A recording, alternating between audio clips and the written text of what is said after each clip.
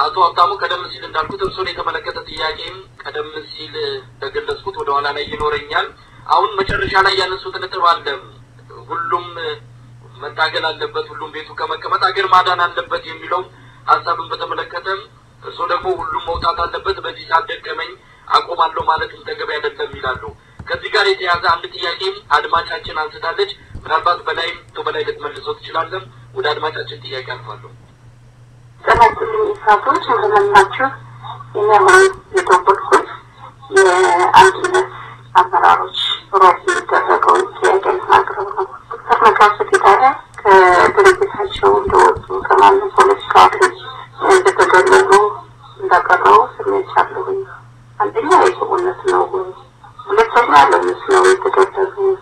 እና ይህን ትነግሩልኝ ነበር አመሰግናለሁ አቶ በላይ ብናሽ አንደን አድማጫችን አጣቢያችን ይገለጽሻል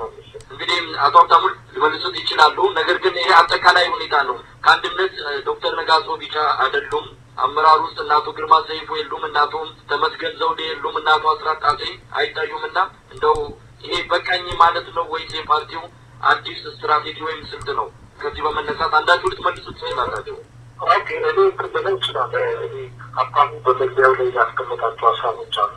አንድነት ስትራቴጂ ፕላኑ በደንብ ያስቀመጠው ጠቅላላ ጉባኤ ትክክል የሆነ ራይቶች ክብረ ባህል ነገር ሳይሆን ኪኔት የአመራር ሽግሽግ የሚደረግበት መሆን አለበት ተብሎ የሚታመኑ ስለዚህ ጠቅላላ ጉባኤ አጠቃላይ ኢትዮጵያ የሚረዱ ያለበት ተወካዮች ተሰብስበው የሚለያዩበት ሳይሆን የአመራር ሽግግር መምጣት አለበት ብለን እናምናለን ስለዚህ በዚህ ሁኔታ አንድነት ራሱ በሬግራንድ ከማድረግ አንጻር ይህ ሽግግር በጣም በተጠናና በጥንቃቄ መደረግ አለበት ተብሎ በተከታታይ ሲካሄድ ነበር ስለዚህ አሁን ባለፈው ስትራቴጂክ ጠቅላላ ጉባኤ የተደረገው ይህ ሽግሽግ በአቅርቦ የመተግበር ሁኔታ ነው ይሁንጂ ዶክተር ነጋሶ ቀደም ብሎ ቢሆን በእድሜያቸው ከ70 ዓመት ስላለፈ በተወሰነ ደረጃም ከፍተኛ የሆነ የጤና ችግር ስላለባቸው እንዲሁም ደግሞ በመድረክ አኳያ አንድነት የሚከተለው የፖለቲካ መስመር በተወሰነ ሁኔታ ምቾት ስላልሰጣቸው ከአንድነት ፓርቲ ብቻ ሳይሆን ከፓርቲ ፖለቲካ ራሳቸውን የማግለል ውሳኔ ወስነዋል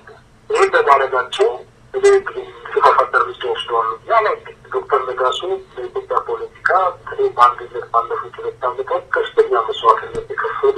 አንድነት አሁን የተሻለ ደረጃ የሚገኝበትን ሁኔታ አመቻችተው የሄዱ ቆራጥ መሪያችን ናቸው ይህ ነው ወስደው አንድ ሰው እድሜ ደርሰዋል ማድረግ ካለ ያ በአክብሮት መቀበል አለብን የሚል እምነት ነው ያለን አቶ ሀሳብ የብሔራዊ አባል ነው በአመራር ደረጃ አሁንም እንደቀጠለ ነው አቶ ግርማ ሰይፉ ቢሆን የብሔራዊ ምክር ቤት አባል ነው በአንድነት የስልጣን ተዋረድ የብሔራዊ ምክር ቤት አባል ከፍተኛ የስልጣን እርከን ነው እና እነሱ ከአመራር ከስራሰጣን ቢሆን ከአመራር ገመድ ብለዋል የሚለው አካሄድ ለኔ ተቀባይነት ያለው አይደለም በአጠቃላይ ግን አተኩረን ማውራት የሚፈልገው አንድነት ውስጥ አሁን የመጣው በስራሰጣን ደረጃ የመጣው ኃይል ኢትዮጵያ ፖለቲካ ወደፊት ከመውሰድ አንጻር ትልቅ ሚና ሊኖረው ይችል የሚጋለው አቅም ያለው ሊደርሽፕ መጥቷል በናምናለን ይሄ አመራር እንግዲህ በመጪ ወራቶች የሚያደርገውን እንቅስቃሴ በተሻለና በተቀና ሁኔታ ተገብራል የሚል እምነት ነው ያለኝ ሀብታሙ የሚጨምረው ነገር ካለ ይችላል እሺ አቶ ሀብታሙ ኦፍኮርስ በላይ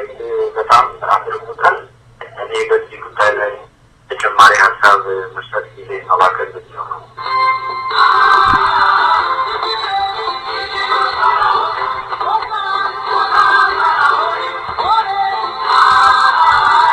አድማጮቻችን የጥያቄ ያለኝ እንግዶቻችን የሆኑት ምክትል ፕሬዝዳንቱ አቶ በላይ ፈቃድና የህዝብ ግንኙነት ኃላፊው አቶ ሀብታሙ አያሌው በዚህ አላልኩም ለሌሎች ጥያቄዎቻችሁ ምላሽ በሚቀጥለው ሳምንት በክፍል 2 ቀጠሮ ይዘዋል